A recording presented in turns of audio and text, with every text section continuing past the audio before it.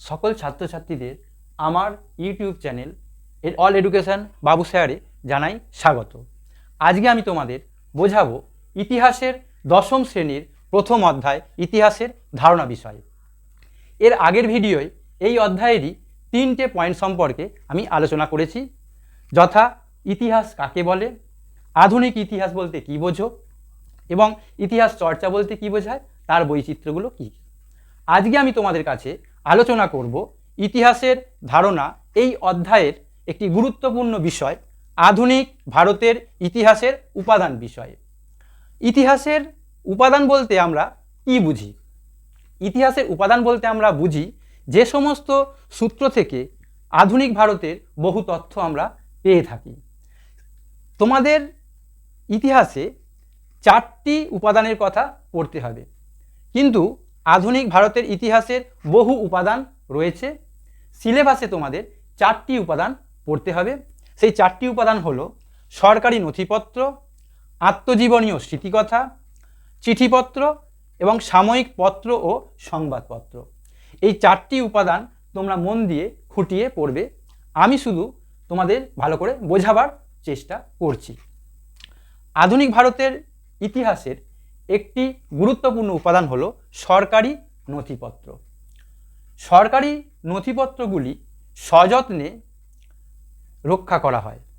এই নথিপত্রগুলি 200 বছর ধরে ব্রিটিশ শাসনকালে রক্ষা করা হয়ে এসেছে। ব্রিটিশরা 200 বছর ধরে ভারতবর্ষে শাসন করেছে। ভারতবর্ষের বহু গুরুত্বপূর্ণ নথি, দলিল, দস্তাবেজগুলি তারা সযত্নে রক্ষা করেছেন। এই দলিল, দস্তাবেজ, সরকারি নথিপত্রগুলি রক্ষা করার জন্য একটি সরকারি দপ্তর আছে। সেই সরকারি দপ্তরের নাম হলো মহাফেজখানা বা লেখ্যগার। তোমরা কিন্তু ভালো করে মনে রাখবে, সরকারি নথিপত্র, দলিল, দস্তাবেজগুলি রক্ষা করার জন্য মহাফেজখানা তৈরি করা হয়েছে। কলিকাতা, মুম্বাই, দিল্লি এবং চেন্নাই এই বড় শহরে একটি করে মহাফেজখানা রয়েছে। আমাদের জাতীয় মহাফেজখানা বা জাতীয় লেখাগার, যেখানে সরকারি নথিপত্রগুলিকে সযত্নে রেখে দেওয়া হয়, তা দিল্লিতে অবস্থিত। এই সমস্ত নথিগুলি প্রথমে লিখে রাখা হতো, তারপর সেখান থেকে নকল কপি করে বই আকারে বা পুস্তক আকারে সংগ্রহ করা হতো। সরকারি নথিপত্রগুলি আবার 4 ভাগে ভাগ করা।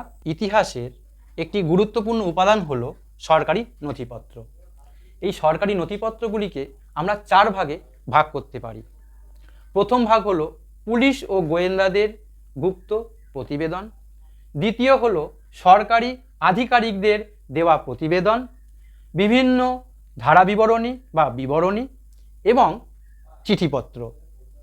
এই 4টি গুরুত্বপূর্ণ বিভাগের প্রথম ভাগে আছে সরকারি নথিপত্রের পুলিশ ও গোয়েন্দাদের দেওয়া গুপ্ত প্রতিবেদন। ব্রিটিশ সরকার ভারতবর্ষের বিপ্লবী কার্যকলাপের ওপর নজর রাখার জন্য, বিপ্লবীদের গতিবিধি নজর রাখার জন্য পুলিশ এবং গোয়েন্দাদের ওপর ভার দিতেন।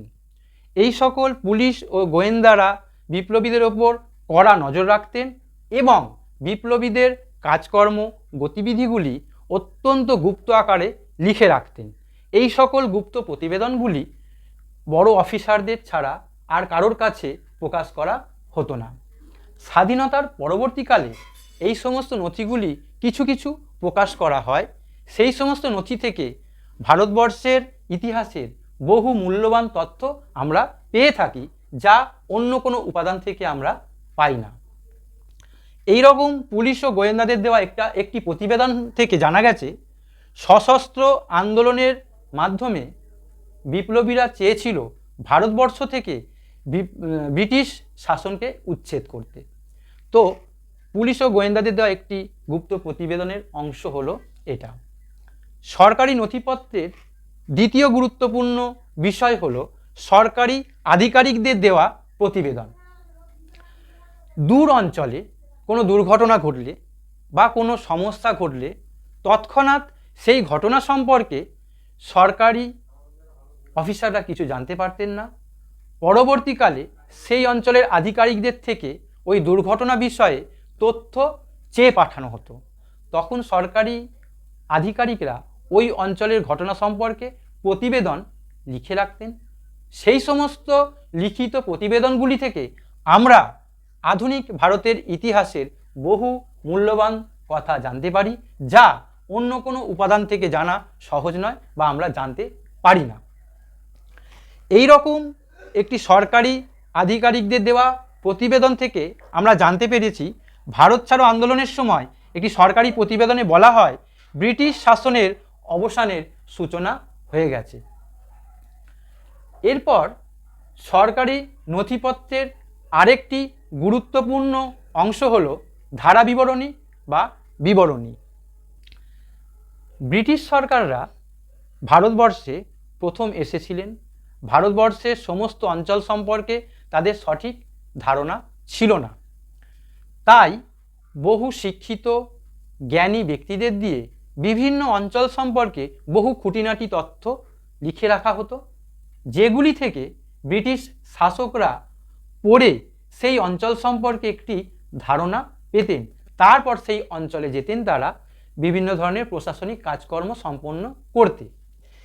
এই ধারা বিবরণীগুলি অত্যন্ত দক্ষতার সাথে দক্ষ ব্যক্তিদের দিয়েই লেখা হতো এবং সেই সমস্ত ধারা বিবরণী থেকে আধুনিক ভারতবর্ষের ইতিহাসের বহু মূল্যবান তথ্য আমরা জানতে পারি, যা অন্য কোনো উপাদান থেকে আমরা পাই না। এইরকম একটি বিবরণী বা ধারা বিবরণী থেকে আমরা বাঁকুড়া, মেদিনীপুর, বীরভূম বিভিন্ন অঞ্চলের সাঁওতাল পরগনার বিভিন্ন আর্থিক, সামাজিক, রাজনৈতিক অবস্থা সম্পর্কে বহু তথ্য আমরা পেয়ে থাকি। সেই ক্ষেত্রে ধারা বিবরণীর বহু গুরুত্ব লক্ষ্য করা যায়।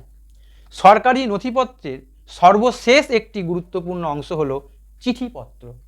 তাহলে চিঠিপত্র বিষয় না, সরকারি বিভিন্ন দপ্তরে বহু চিঠিপত্র আদান প্রদান করা হতো। এই সকল চিঠিপত্রের মধ্যে সবকটাই যে গুরুত্বপূর্ণ ছিল এমন নয়।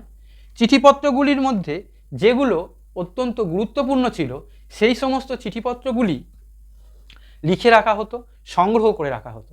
সেই সমস্ত চিঠিপত্র থেকেও তৎকালীন ভারতবর্ষের ইতিহাসের বহু মূল্যবান তথ্য আমরা জানতে পারি, যা অন্য কোনো উপাদান থেকে আমরা জানতে পারি না। তো আধুনিক ভারতের ইতিহাসের উপাদানের একটি গুরুত্বপূর্ণ দিক হলো সরকারি নথিপত্র, এবং সরকারি নথিপত্রের মধ্যে চারটি গুরুত্বপূর্ণ বিষয় হলো এগুলি।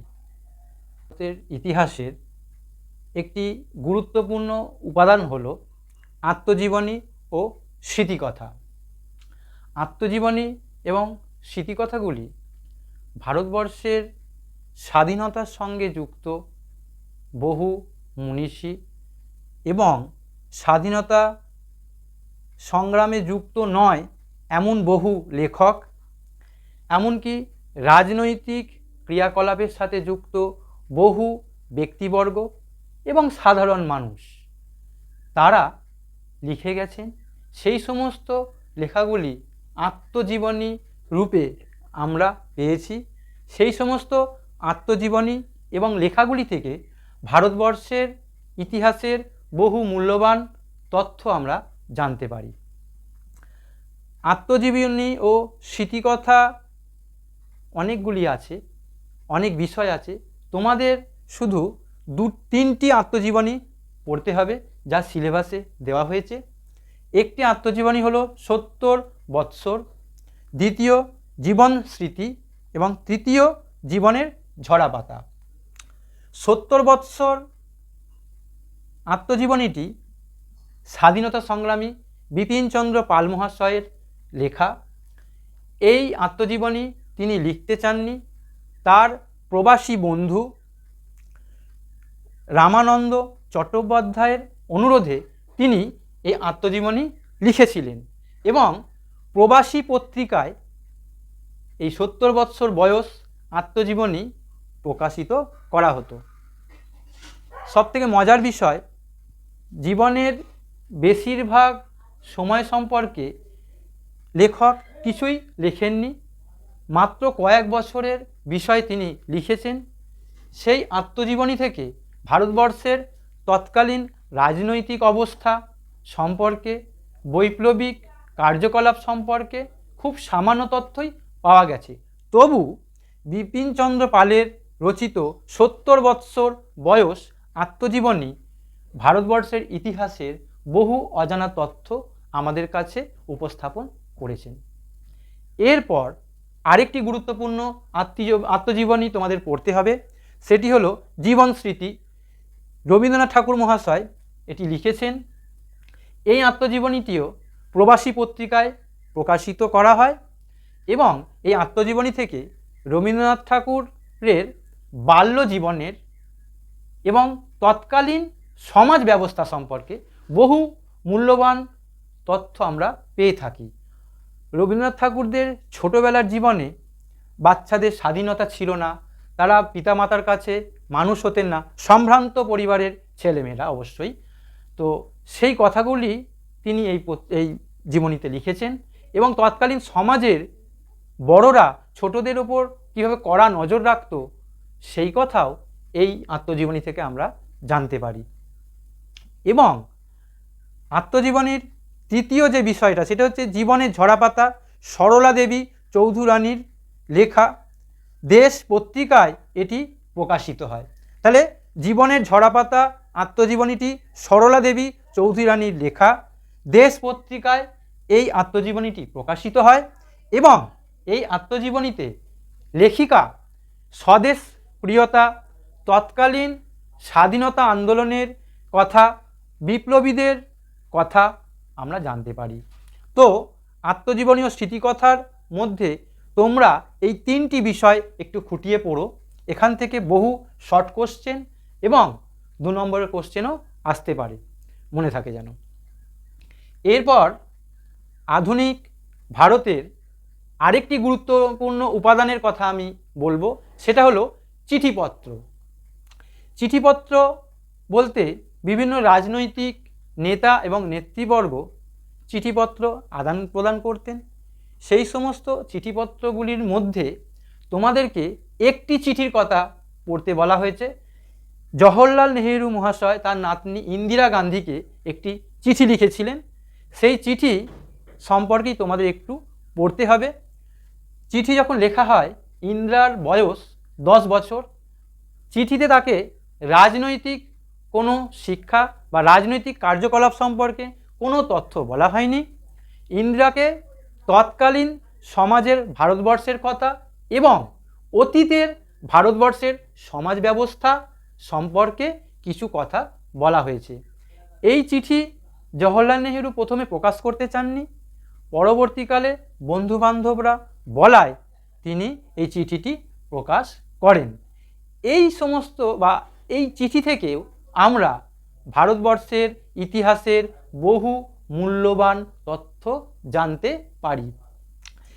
এই চিঠিপত্রটিও তোমরা একটু মন দিয়ে পড়ো, এখান থেকেও প্রশ্ন আসবে। কার লেখা, যখন চিঠিটা লেখা হয়েছিল ইন্দিরা গান্ধীর বয়স কত ছিল, ইত্যাদি। আরেকটি গুরুত্বপূর্ণ উপাদান হলো সমসাময়িক পত্র ও সংবাদপত্র। এই সংবাদপত্র এবং সমসাময়িক পত্রগুলি ভারতবর্ষের ইতিহাসের উপাদানের সর্বাপেক্ষা গুরুত্বপূর্ণ এবং নির্ভরযোগ্য উপাদান। এই সমস্ত পত্রিকাগুলি থেকে তৎকালীন আধুনিক ভারতবর্ষের এমন সমস্ত তথ্য আমরা পেয়ে থাকি যা অন্য কোনো উপাদান থেকে পাই না।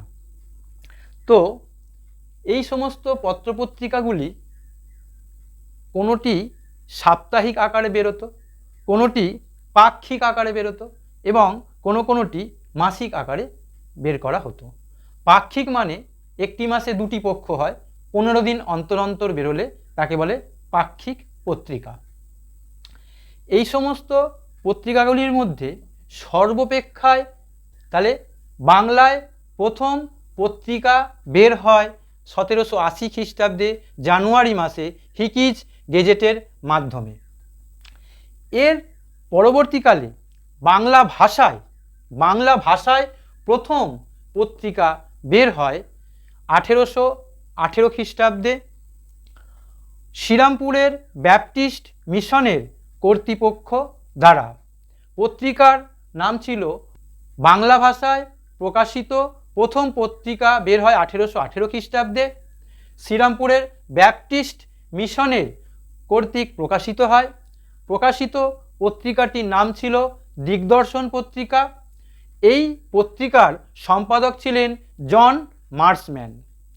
এরপর ঠিক পরের মাসে, এই পত্রিকাটি বেরিয়েছিল এপ্রিল মাসে, পরের মাসে একটি পত্রিকা বের হয়, তার নাম সমাচার দর্পণ। তো এইটুকু অংশ থেকে দেখো কত শর্ট কোশ্চেন হতে পারে। বাংলায় প্রথম প্রকাশিত পত্রিকা কোনটি এবং কোন এই পত্রিকাটি কিসের মাধ্যমে বের হয়, তখন বলতে হবে 1780 খ্রিস্টাব্দে জানুয়ারি মাসে হিকিজ গেজেটের মাধ্যমে বাংলায় প্রথম সংবাদপত্রের সূচনা হয়। দ্বিতীয় প্রশ্ন বলতে পারে বাংলা ভাষায় প্রকাশিত প্রথম পত্রিকা কোনটি। বাংলা ভাষায় প্রকাশিত প্রথম পত্রিকা দিগদর্শন পত্রিকা, যেটি 1818 খ্রিস্টাব্দে এপ্রিল মাসে বের হয়েছিল। শ্রীরামপুরের ব্যাপটিস্ট মিশন কর্তৃক এই পত্রিকাটি প্রকাশিত হয়েছিল। এই পত্রিকার প্রকাশক বা সম্পাদক ছিলেন জন মার্সম্যান। এরপর ঠিক পরের মাসে, এপ্রিল মাসে বেরিয়েছিল দিগদর্শন পত্রিকা, ঠিক পরের মাসে মে মাসে প্রকাশিত হয় সমাচার দর্পণ নামে পত্রিকা। এই সমস্ত পত্রিকাগুলি ভারতবর্ষের ইতিহাসের উপাদান হিসাবে অভূতপূর্ব গুরুত্ব স্থাপন করে আছে। সমসাময়িক পত্রিকা বিষয়ে তোমাদের আরও দুটি পত্রিকা সম্পর্কে খুঁটিয়ে খুঁটিয়ে পড়তে হবে। আমি শুধু কিছু তথ্য তোমাদের কাছে আলোচনা করছি, যেগুলো থেকে পড়লে এই দুটো পত্রিকা সম্পর্কে তোমাদের সামান্য জ্ঞান হবে, কিন্তু বাবা খুঁটিয়ে খুঁটিয়ে তোমাদের পড়তে হবে। একটি গুরুত্বপূর্ণ পত্রিকা হলো বঙ্গদর্শন পত্রিকা। এই পত্রিকাটি 1858 খ্রিস্টাব্দে প্রকাশিত হয়। এই পত্রিকাটি ছিল মাসিক পত্রিকা। বিশিষ্ট সাহিত্যিক, যাকে সাহিত্য সম্রাট বলা হয়, বঙ্কিমচন্দ্র চট্টোপাধ্যায় মহাশয় এই পত্রিকা সম্পাদনা করেছিলেন। এই পত্রিকাকে কেন্দ্র করে এক সাহিত্য গোষ্ঠী সৃষ্টি হয়েছিল। সেই সাহিত্য গোষ্ঠীর মধ্যে বিশিষ্ট সাহিত্যিকগণ ধারাবাহিকভাবে তাদের লেখাগুলি লিখতেন। তাদের মধ্যে কয়েকজনের নাম আমি বলে দিচ্ছি: হরপ্রসাদ শাস্ত্রী মহাশয়, দীনবন্ধু মিত্র মহাশয়, রামপ্রসাদ সেন মহাশয়। এছাড়াও বহু লেখক লেখিকা এই পত্রিকার মধ্যে দিয়ে বিভিন্ন সৃষ্টি আমাদের কাছে তুলে ধরেছিলেন। এই পত্রিকা মাধ্যমে তৎকালীন সমাজের বিভিন্ন কথা, ধর্মতত্ত্বের কথা, সাহিত্যের কথা, কৃষিতত্ত্বের কথা, বহু কথা প্রকাশিত হতো এবং এই সমস্ত তথ্যগুলি থেকে ভারতবর্ষের ইতিহাসের বহু গুরুত্বপূর্ণ বিষয় সম্পর্কে আমরা জানতে পারি। এই পত্রিকাটি সম্পর্কে তোমরা খুঁটিয়ে পড়বে, এখান থেকে প্রচুর পরিমাণে শর্ট কোশ্চেন আসবে। আরেকটি গুরুত্বপূর্ণ পত্রিকা হলো সোম প্রকাশ পত্রিকা। এই পত্রিকাটি 1858 খ্রিস্টাব্দে সাপ্তাহিক পত্রিকা হিসাবে প্রকাশিত হয়। এই পত্রিকার সম্পাদক ছিলেন দ্বারকানাথ বিদ্যাভূষণ মহাশয়, কিন্তু সোমপ্রকাশ পত্রিকার মূল পরিকল্পনায় ছিলেন ঈশ্বরচন্দ্র বিদ্যাসাগর মহাশয়। বিদ্যাসাগর মহাশয়ের তত্ত্বাবধানেই এই পত্রিকাটি প্রকাশ করা হয়। এই পত্রিকাটি প্রথম দ্বারকানাথ বিদ্যাভূষণ মহাশয় এবং বিদ্যাসাগর যৌথভাবে কলিকাতা থেকে প্রকাশিত করেন। পরবর্তীকালে এই পত্রিকাটি 24 পরগনার সোনারপুর স্টেশনের কাছ থেকে প্রকাশিত হয়। সোমপ্রকাশ পত্রিকার দ্বারা তৎকালীন কৃষকদের চেতনা জাগ্রত করার চেষ্টা করা হয়। এই পত্রিকায় লেখাগুলিতে তৎকালীন ব্রিটিশ শাসকদের নীলকরদের অত্যাচারের বিরুদ্ধে লেখা হয়।